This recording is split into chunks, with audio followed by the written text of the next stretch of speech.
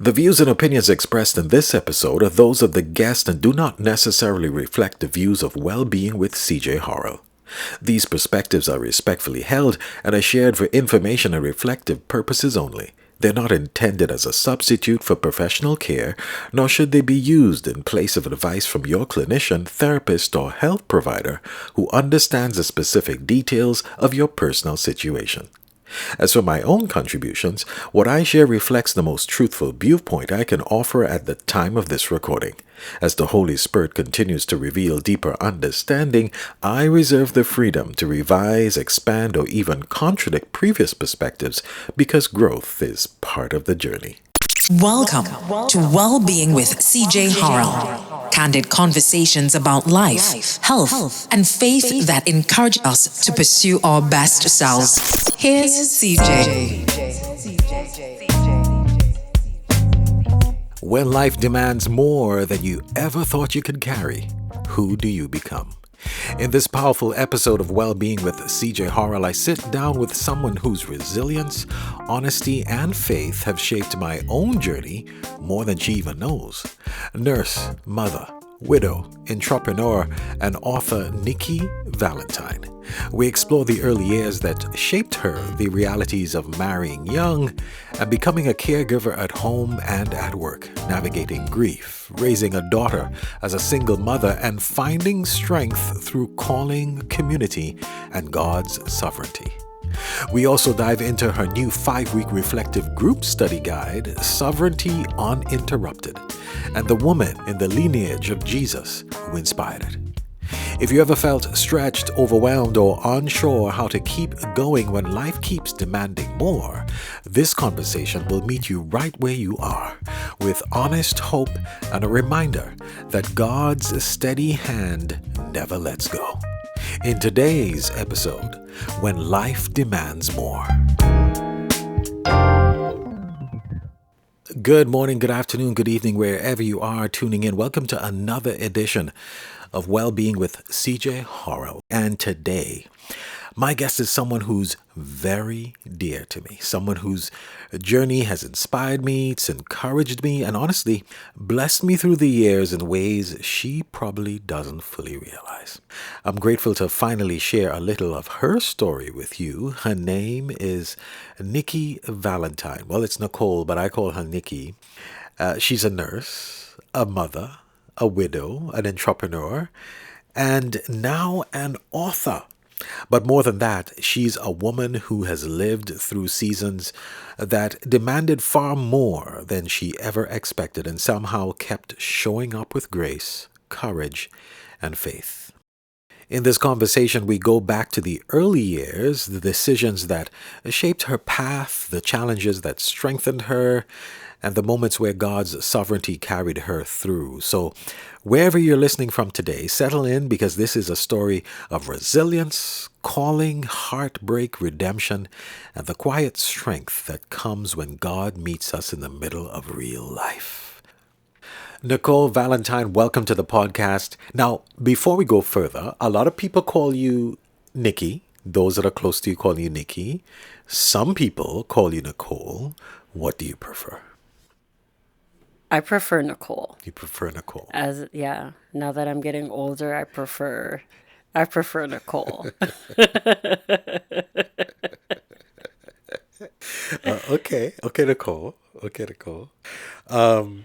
Well, let's dive into it because I have a lot that I want to ask, a lot that I want to cover. When you look back, who was young Nichole and what shaped her before marriage, before motherhood, and before even nursing ever came into the picture? So tell me a little bit about who's Nichole?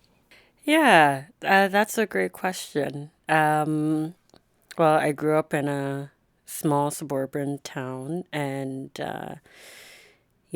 my formative years were, they were good.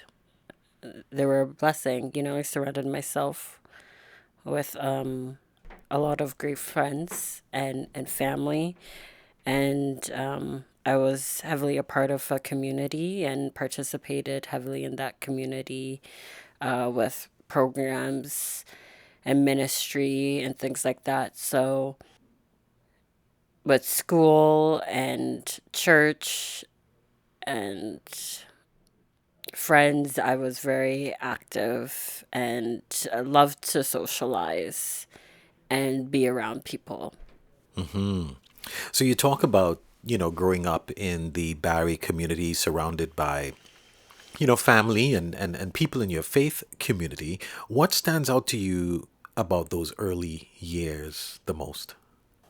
I'd say always trying to wonder what's next for me or trying to figure out my purpose in life and what I'm really supposed to do. I think that was something that I struggled with the most. And you married very young. And marrying young, especially today, often comes with hope, dreams, sometimes naivety. How did those early choices and experiences shape the woman you eventually became? Well, I believe I had an idea of what love and marriage is. I was also very, I think at that time, naive. And I think all of us, yeah, all of us, we go through that.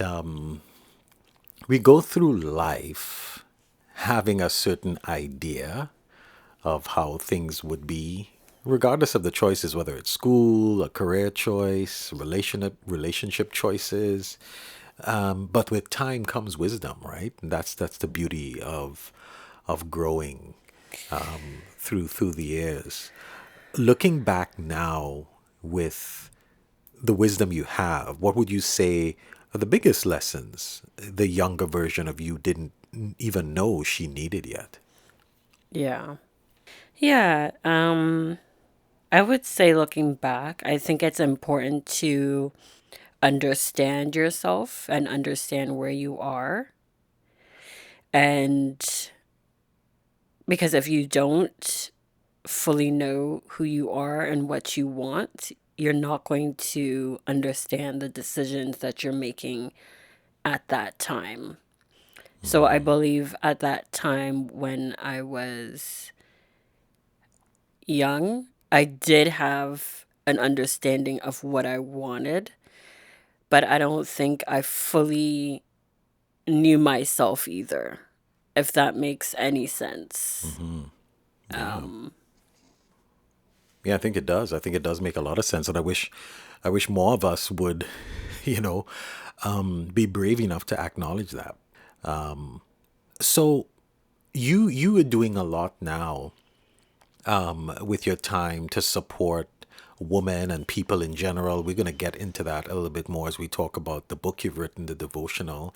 But before we do, what would you say to your younger self or to a young woman who may be following a similar path, tackling life at a very young age and everything that comes with it, the good, the bad, the ups and the downs? What would you say to a woman following a similar path? I would want to ask that young woman lots of questions like, tell me about your home life. Tell me about the father figures, the woman figures that you've had in your life. How have they have played a role? How did they influence you? Ask them questions about, well, how does this make you feel? Have you thought about how what this does to you when this person says this certain line or phrase or a statement? How do you feel in that moment? If you don't know how you feel, have you taken the time to understand how you feel or how you felt?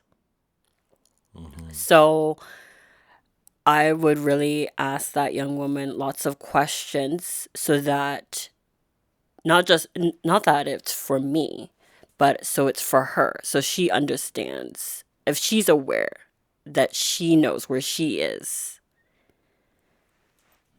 So I guess you're saying knowing where you are and knowing how you got there is very critical to the decisions that you make in the now. Well, absolutely. It's introspection, right? It's the ability to have self-awareness, to be able to be emotionally intelligent, right? Those are very important aspects in life I believe everybody should have, because then you're able to understand the decisions that you have made, the indecisions that will impact other people as well. Could we know? I know this is just some of my some of the first few questions that I have for you off the top before we get into to some of the meat. But could you just unpack that a little bit more? Like what is emotional intelligence in your understanding? In my understanding, it's the ability to be relationally healthy, relationally functional. So you're able to see things. You're able to pick up on people's behaviors, patterns, and also what they say, and be able to present yourself in a way that is non-judgmental. I don't know if that made any sense. But it's the, like, there's a term that's going out that's saying read the room.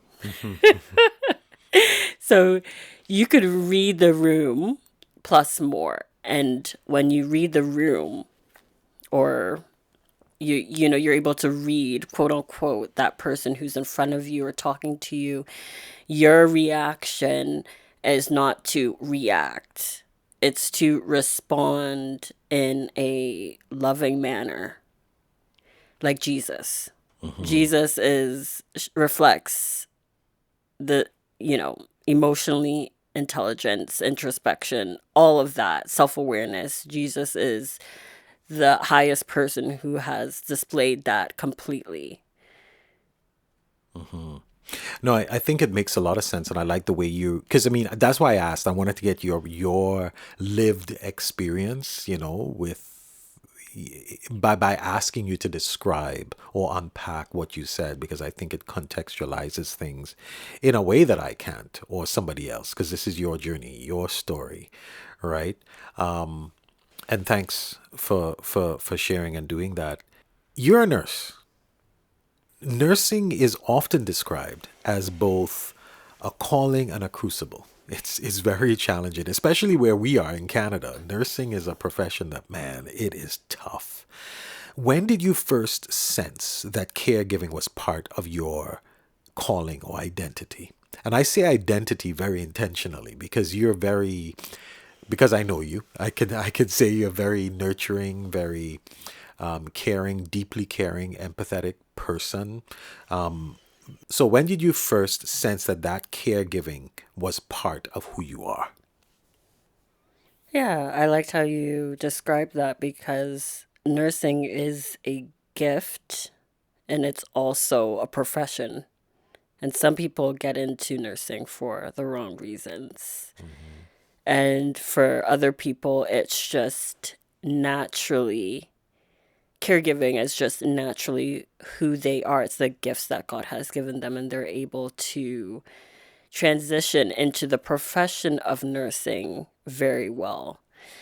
For me, I first realized that it was a calling when I was young. My mother would take my sister and I after church to see people who are sick, and she would do that quite often.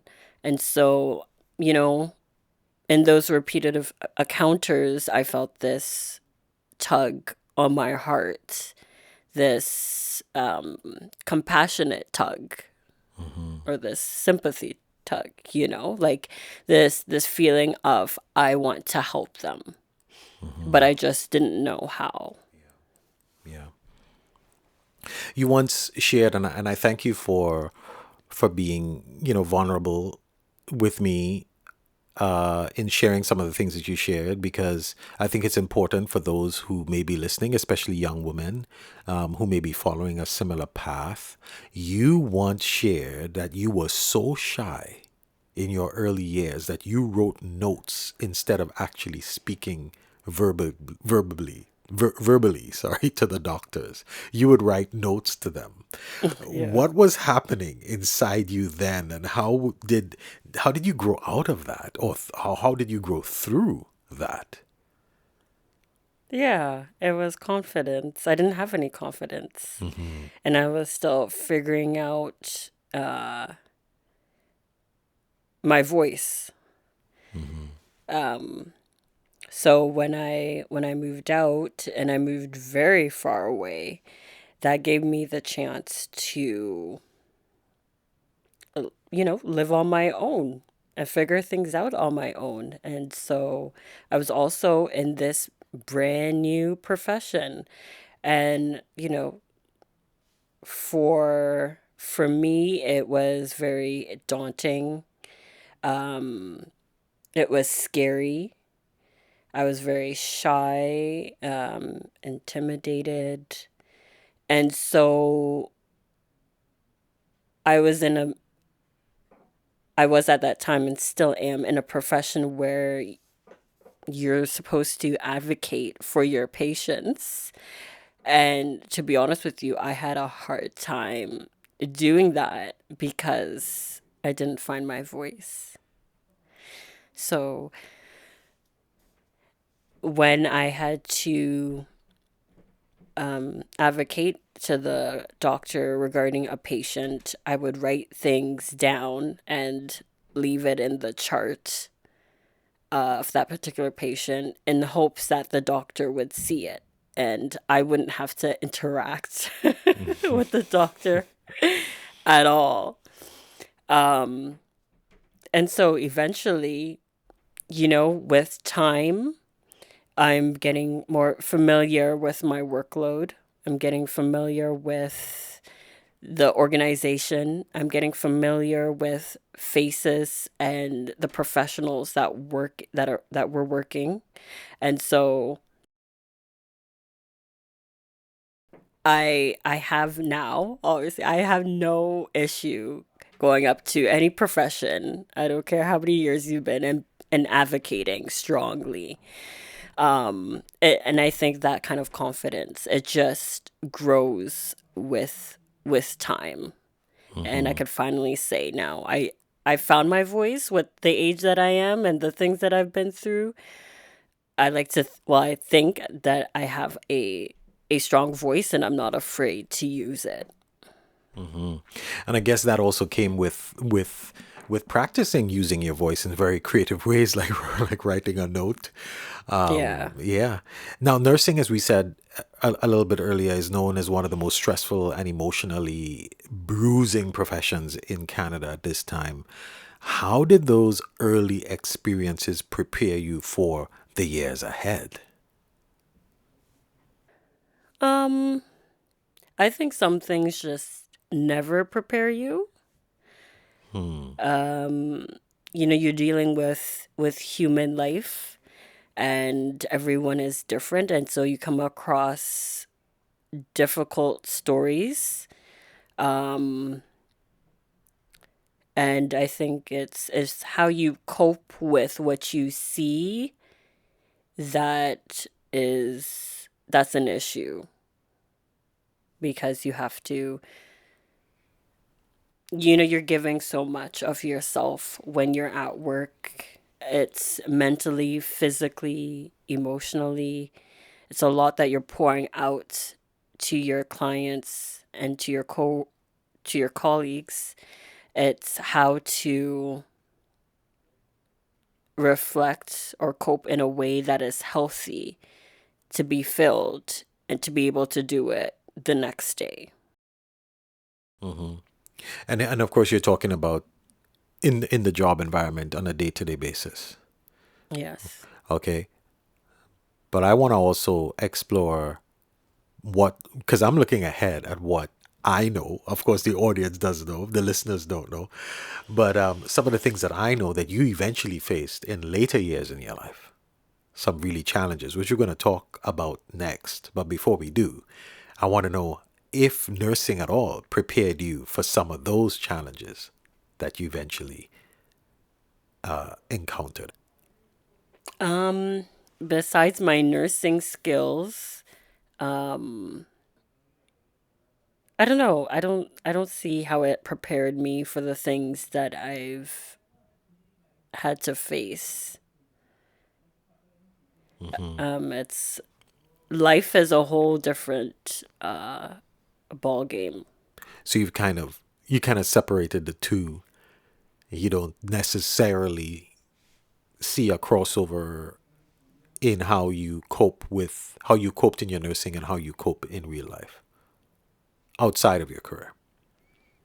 Yeah, exactly. That's correct. Okay. Yeah. So let's fast forward now to motherhood and caregiving and the beginning of loss. Unfortunately, your husband got ill. You were a new mother and a new wife and caring for a husband battling cancer. What moments from that season still live with you today? I can tell you the life lessons that I've learned. Um, so I've realized that marriage and becoming a mother is incredibly grounding. It requires commitment and consistency and also stewardship. I know in the Christian in the Christian context, stewardship is always discussed in the area of tithing, but I see stewardship bigger than just tithing. It's whatever God gives you, and that includes people. Are you a good steward of the people that God has placed in your life? And so when I think about being now a mother, God has placed my daughter in my life, and I'm responsible for everything. I'm primarily the one that's influencing her. She has other secondary influences, but I'm prim- the primary influence. So that makes me more accountable to the way that I behave, the way, the way I think, because the way I think translates into my behavior, into my words, because she's constantly watching me. I have to be consistent in the way that I discipline her. She is a member of society, and what I teach her at home, she will take into her world and her surrounding environments. And I also need to be committed. And of course, I am a committed mother, but what else does that mean? Well, that means ensuring that I give her a safe space to voice her thoughts and her opinions, and to always answer her in love. So how did becoming a caregiver at home on top of being a caregiver at work shape your inner world? Well, it was really tough. Not also being a caregiver at home, but a new mom. So I was navigating a lot, just navigating the rules of parenthood, and also working, and then coming back home to somebody who was ill. I was very torn. Should I work? Should I not work? But yet there was, bills still needed to be paid. So, carrying the, financial burden of a family and being a caregiver plus a new mom, it was all very overwhelming. But at the time, I didn't see it that way. I just saw it as things that needed to get done. And mind you, of course, I had help. I did have support. And it's only until that season kind of died down and leveled out, I'm able to look back and say, no, I was very overwhelmed in that moment. When your husband passed, you stepped into both grief and responsibility at the same time. What did that season reveal about who you are? It revealed a lot of things that I realized about myself that I was unhappy with. I realized that I was naive, tolerant of certain types of abuse. I realized that I had little to no understanding of love, like intimate love, like between a couple. So, okay. So sorry to jump in, but just to kind of make sure I'm understanding. So, in a sense, you were grieving, you were managing your responsibilities after, losing your husband, and then in a sense you were doing like a postmortem of your life and in a sense like your relationship too, right? Is that accurate? Well, exactly. Okay. At that time, I was in a season of understanding what has led me up until this point and why I feel the way that I do. Why am I feeling resentment? Why am I feeling anger?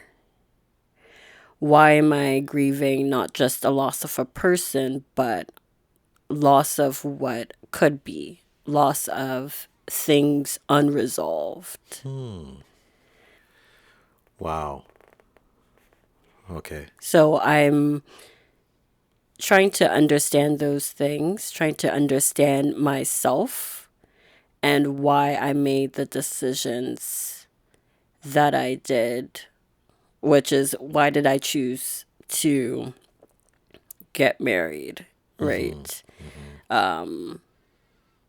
Why do I feel this way? And so as I started to, journal and ask myself these serious questions, God began to take me back and reveal certain things about myself and about my past. And as God started to reveal those things, I was getting answers. And I started to come with the acceptance of certain things, accepting who I was and now who I now wanted to be in Christ. And with that, I was able to make peace with all of it. A book that really helped me was it's a book about boundaries. I don't know if that was the title of the book, but it was a book about boundaries. And another book that helped me was When Jesus Walks Away. It was recommended to me by a friend. And those two books really helped me put things into perspective. It helped me realize that, I had no boundaries. And I should not tolerate certain relationships. So certain relationships that I tolerated in my past, I didn't have to tolerate them again. And it's strange.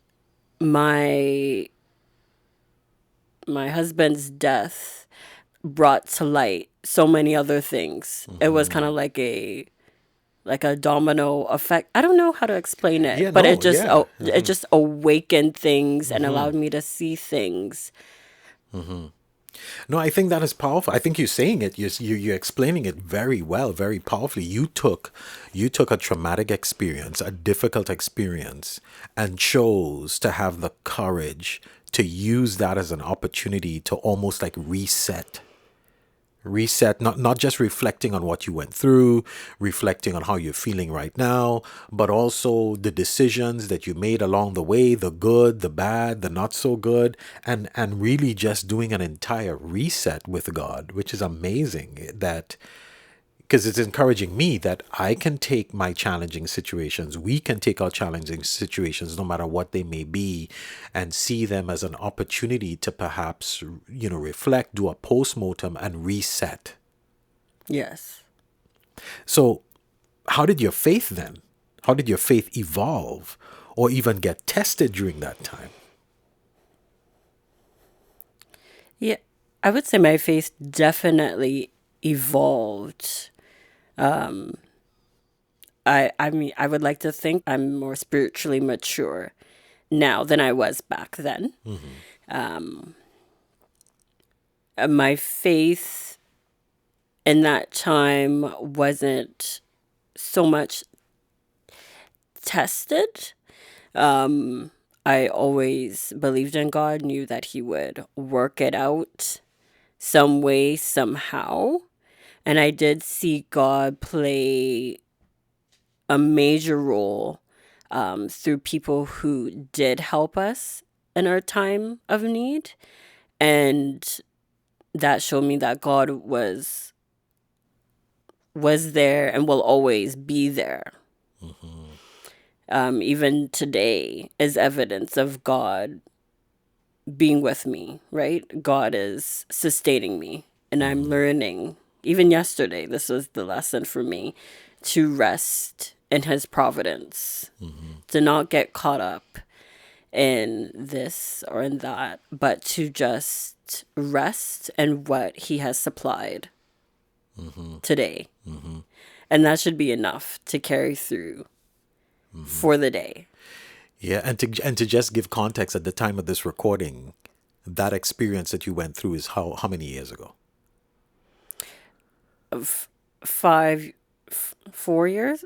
Sorry, 3 years ago. 3 years ago.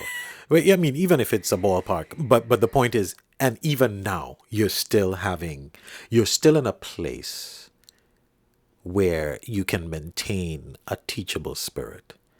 A spirit that still wants to learn, evolve, and grow. That's what I'm sensing that you're saying in terms of your faith has evolved or continues to be a faith that is willing to evolve and grow. Yes. Yeah. I believe a disciple of Christ should always have a teachable spirit. You must always be willing to sit at the feet of Jesus and be in His classroom.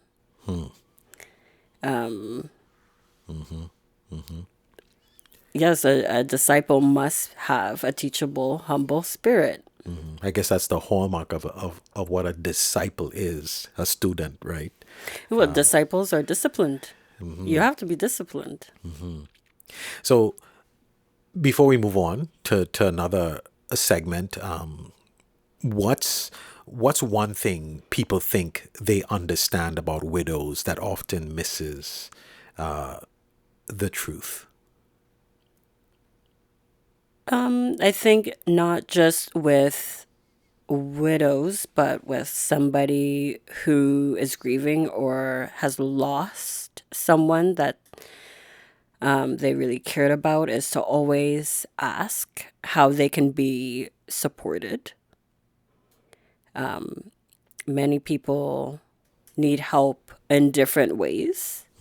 And I think when somebody's grieving, it's respectful to ask, how can I help you? And sometimes the person who's grieving doesn't know in that moment how they could be helped. And if you are that person that is grieving and you don't know how you would like to be helped, it's okay. Give yourself time to think, to rest, whatever rest may feel like for you. And it may come to you that, oh, I need help with such and such, because in the moment you're just so overwhelmed with grief. You don't know how you could help somebody in their particular time of need, and maybe that person doesn't know. So yeah, I would just say, support where they need help. And if they don't know, it's okay. Give them time and revisit that question. I think for me, I had to learn not to be so self-sustaining or Reliant. self-reliant, yes. Learning to let my guard down and to lean into my community. Yeah, yeah. That was the biggest thing for me. It's something that I had difficulty navigating, because I strive on, being this super independent woman. Yeah. And, when my husband passed away and now I'm raising a child, I did have help and I did have support, and it was hard for me to tap into that because I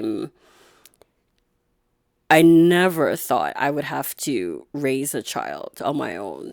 That never came across my mind. And it's already difficult to raise a child with two people in the home.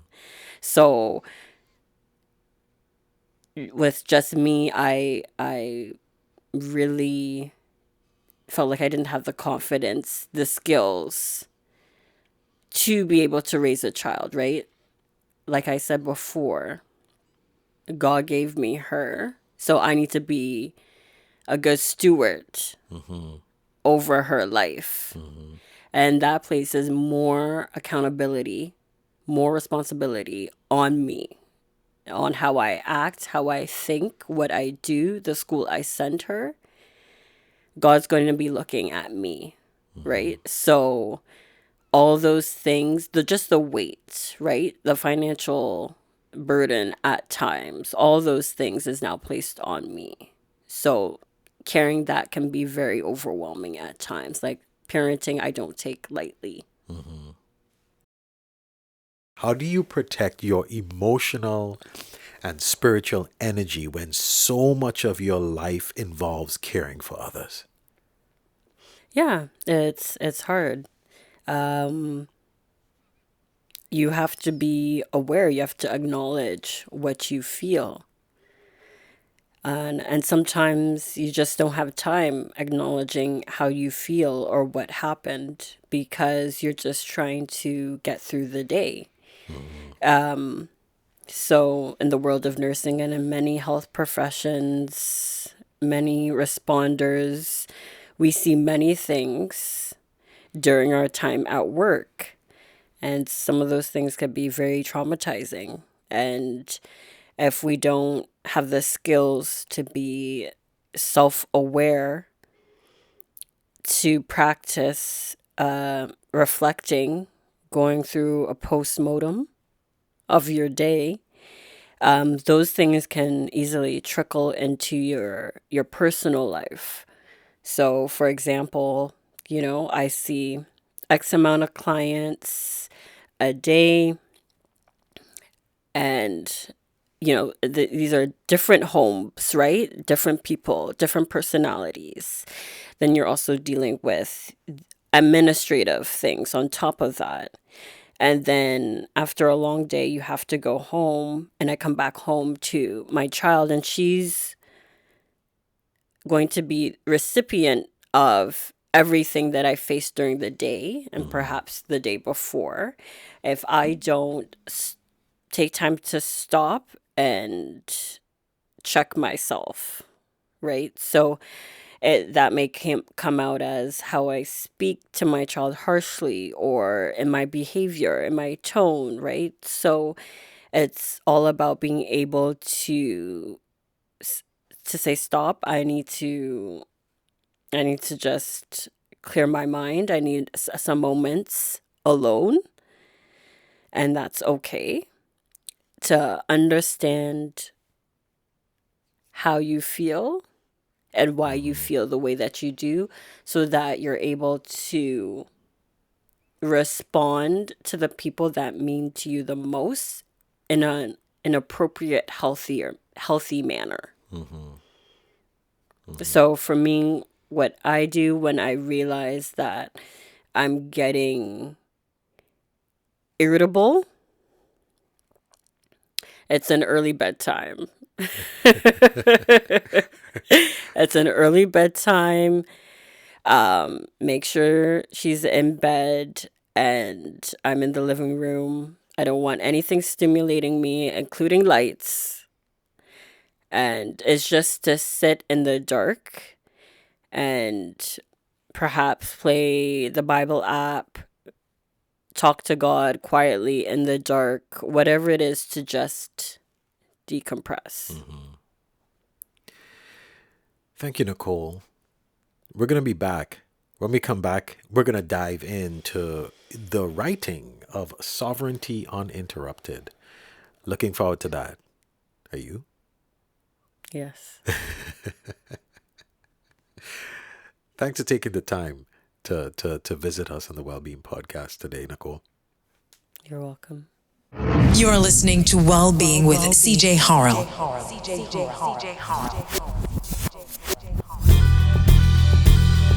Do you have an opinion, experience, or reflection you'd like to share? Your say is your space to speak your truth. Send us a pre-recorded voice note for a chance to be featured on the podcast.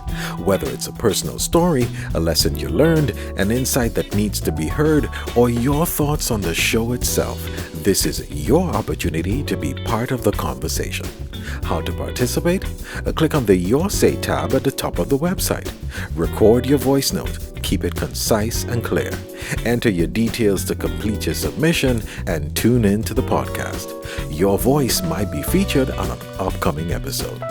Because your voice matters, this is Your Say.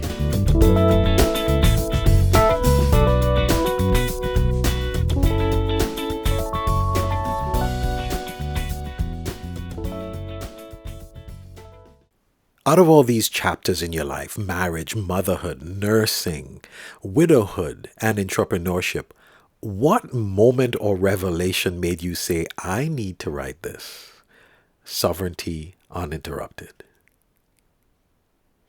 It was the moment after my husband's passing where I wanted to create a community of women who could come together in a safe place and talk and share their struggles. That didn't happen. But in the meantime, I did read through the Bible. Well, I touched specifically on the 5 women named in the lineage of Jesus Christ.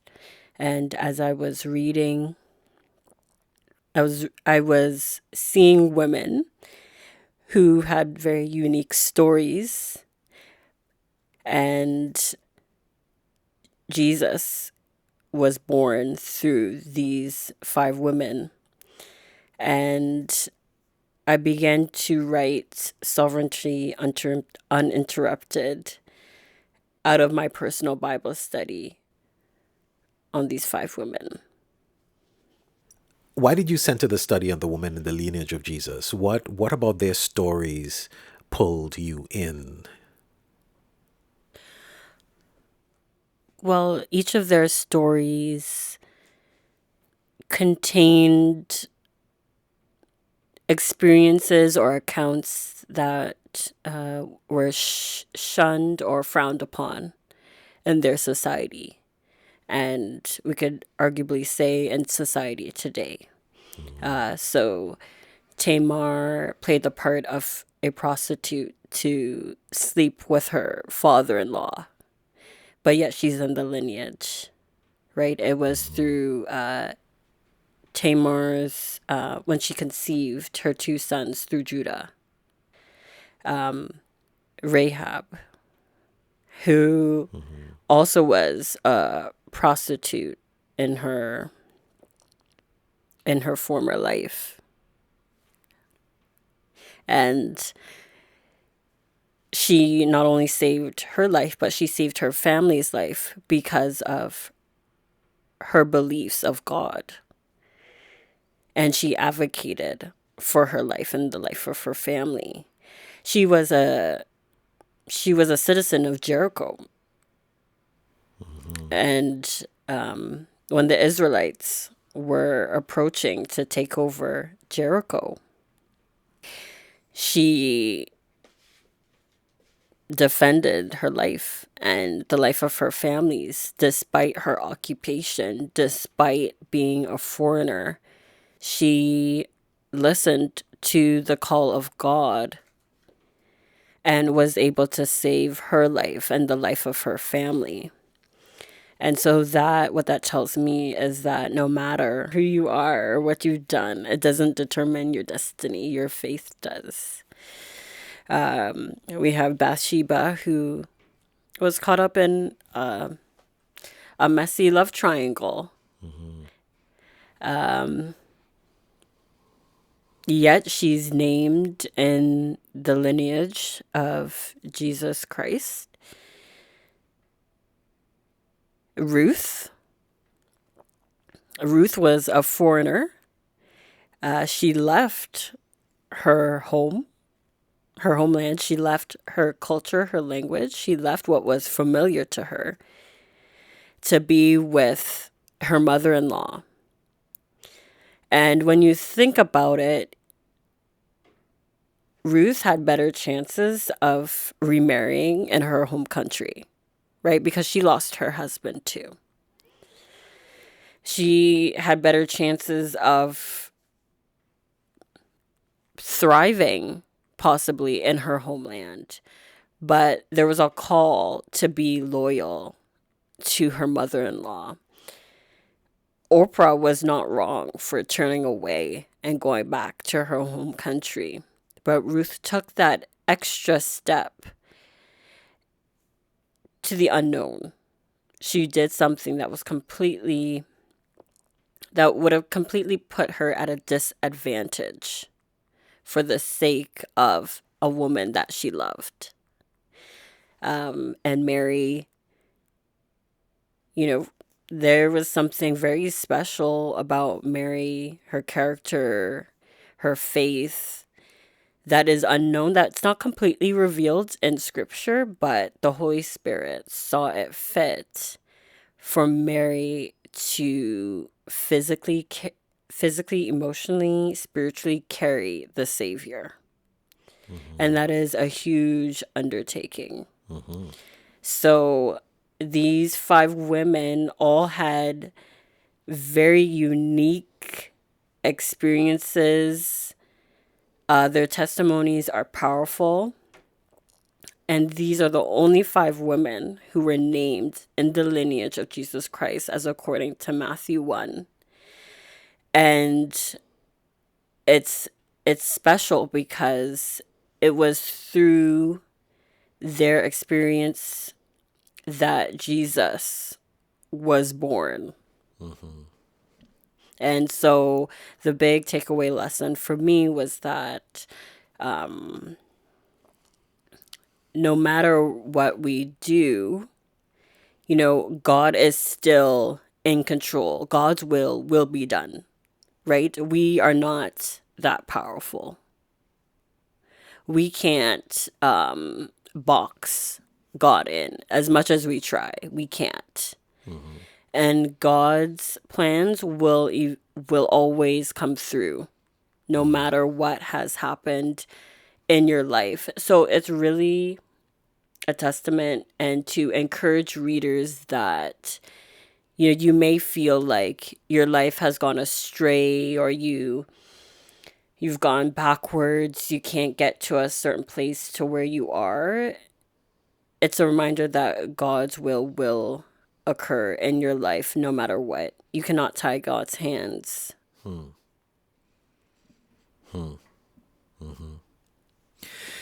Yeah. I remember when you first shared with me that you were writing this devotional, and I remember the first time hearing the title that you were working with. And I will confess, I was like, okay, you know, sovereignty uninterrupted. I was curious, a bit perplexed, but then I got it. I was a little slow. All right, I was a little slow.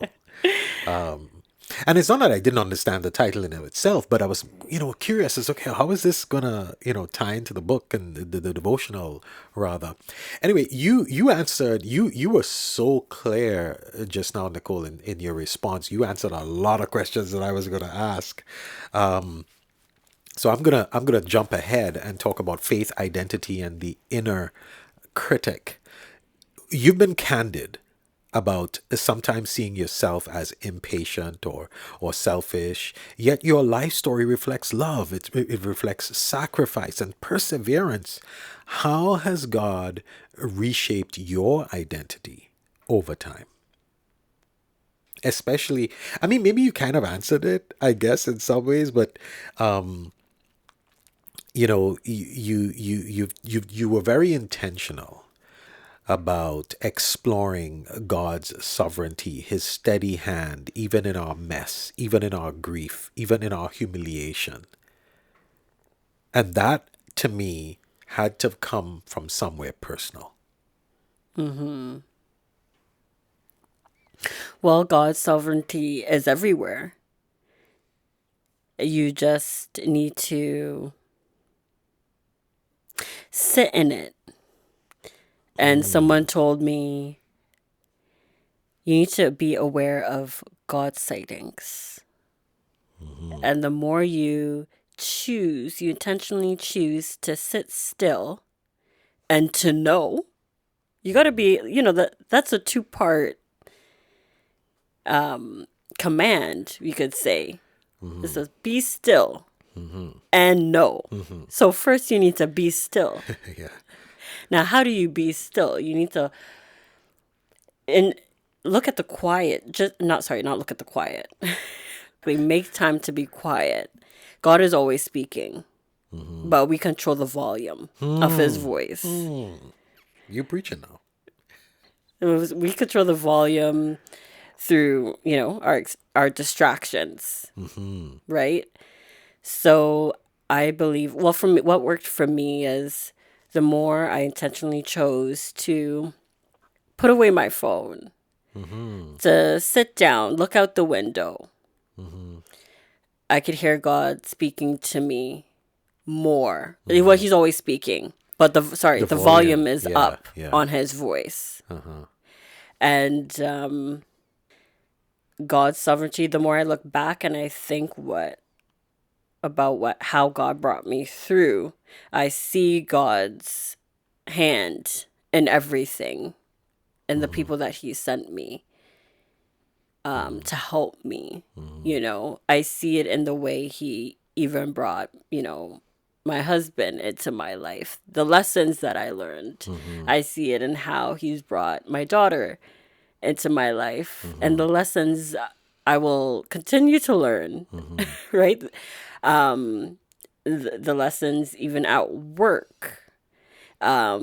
So I see God's hand in everything, and I'm learning to not complain, to murmur less, to rest in his providence, to remind myself that he sustains me. And my businesses will never sustain me, right? My job won't sustain me. There they are temporary, temporary things of this life where we must occupy until God comes. But truthfully, I cannot sustain myself. I say that I'm a quote unquote single mother, and that is true in that sense, but also God provides for me, right? And God provides for my daughter as well. So God is a supreme divine being, and he exists outside time and space and matter. Everything that is created, God exists outside of.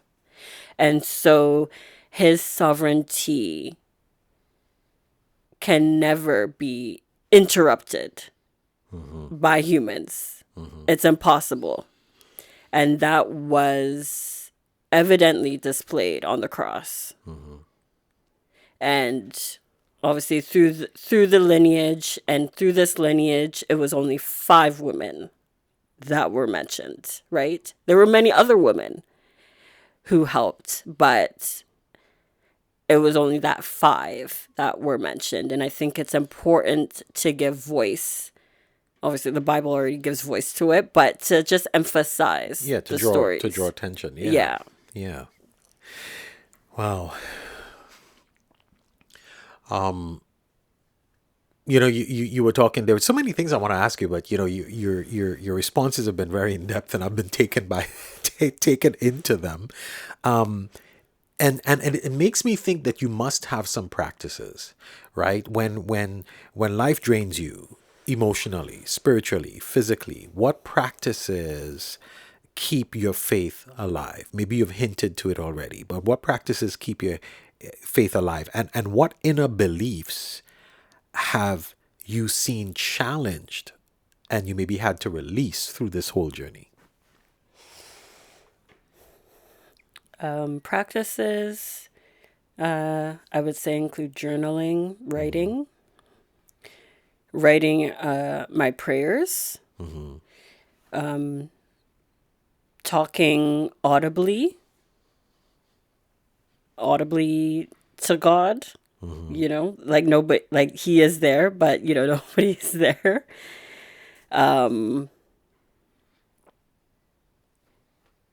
Sorry, and your previous question, what challenges? Yeah, like did you have any do you have any beliefs that were challenged that you had to look at and probably release? Oh, absolutely. There was challenges that I've had to release, ways of being, ways of even treating people, and,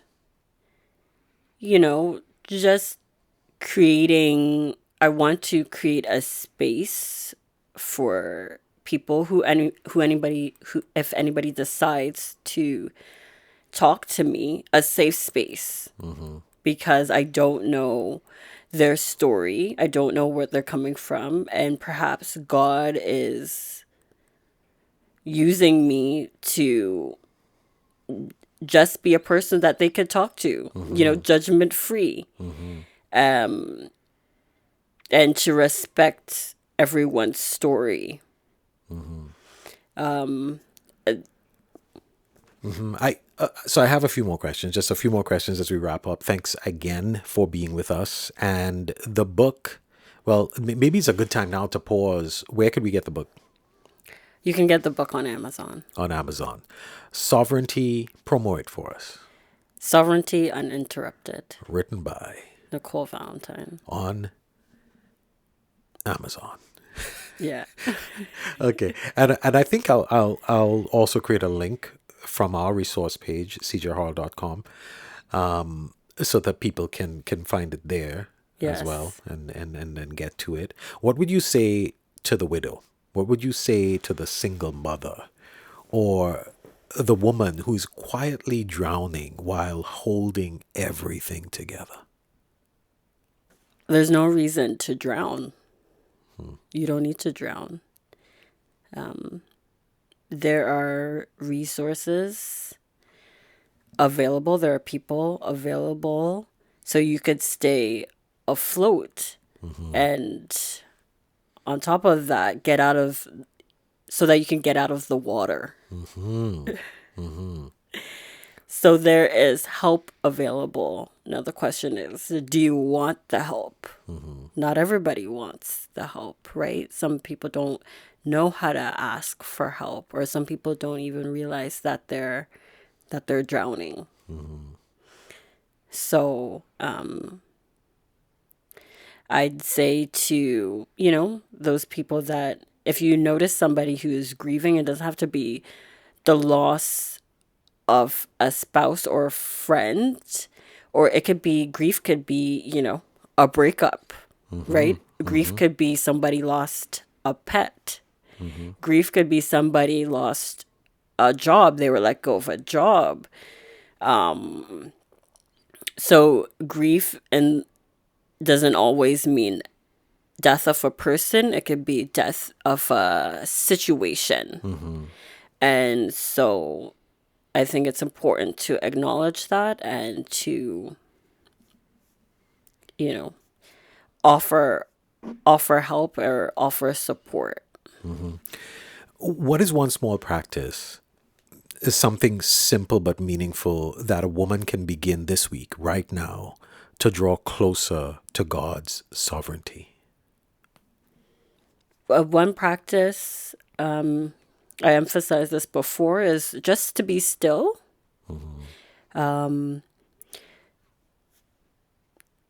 Find out what your distractions are, what you cope, your negative coping mechanisms, if any, and translate that into something that is healthy. You could go for a walk, you could go to the gym, you could go for a hike, something that allows you to be by yourself. If you don't have a lot of time for yourself, I think find time for yourself is very important. I wasn't sure if I would mention this, but I think we did touch on it briefly. And I don't want to take the spotlight off Sovereignty Uninterrupted, but you just completed another book. Yes. Can you give us a peek into what that book is about, and what's next? Yeah, so that book is also out now and available on Amazon. So it's out already? Man, where you find the time to do all this writing, man? You got to tell me after the podcast, okay? We got to talk one-on-one. Yeah. Okay? All right. Because I still can't finish writing my second book, man. Yeah. Yeah. Yeah. It's titled Divinity Uncompromised. Divinity. Where do you come up with these titles, Nichole? It's God. I'm telling you, I can't come up with these titles on my own. Yeah. So that book's about what? So this book is about, essentially about Jesus and the multiple I am statements he made throughout the Gospel of John. So, John is giving his account of Jesus, and Jesus said multiple I am the way, the truth, and the life. He said, I am the resurrection and the life. I am the bread of life. So John just recorded simply who Jesus is saying who he is, right? There is no reason for us to guess, to ponder, to have this, theological debates of who Jesus is, because he states it plainly. And he came to this world as a human, but he also displayed his divinity. And he explained it and revealed it through those I am statements. And so the devotion goes through each of those I am statements and gives you a practical application as well. Just some questions for you to consider and think about in relation to your own life. There's also at the end of each week, There's a coloring page in relation to the weekly lesson. The purpose of that is to, again, cultivate stillness. To cultivate stillness without distraction and just have those times with just you and God alone, just to get in the habit of hearing his voice. So it is titled Divinity Uncompromised. Divinity Uncompromised, Sovereignty Uninterrupted, 2 devotionals by Nichole Valentine, available right now on Amazon. And of course, you'll be able to find it on our resource page of my website, ceejayhorrell.com. My final question: what do you hope listeners remember long after this conversation ends today? What I'd like you to remember is that Jesus loves you. He loves you very much. He longs to hear your voice, hear you speak. He longs for intimacy and quality time. And that, whatever you go through, whatever you're going through right now, you could go through it with him. You don't need to do it alone.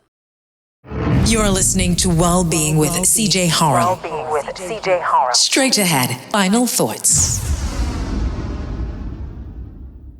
Psalm 46:10 says, "Be still and know that I am God." Listening to Nichole mention the importance of turning up the volume of God's voice and her reference to this passage, I was reminded that it isn't primarily about physical stillness or silence, though those can help. God is inviting us into an inner stillness that comes from releasing the impulse to control outcomes, to fix everything, or to carry what only He can carry. When he says, "Be still," he's asking us to release our grip.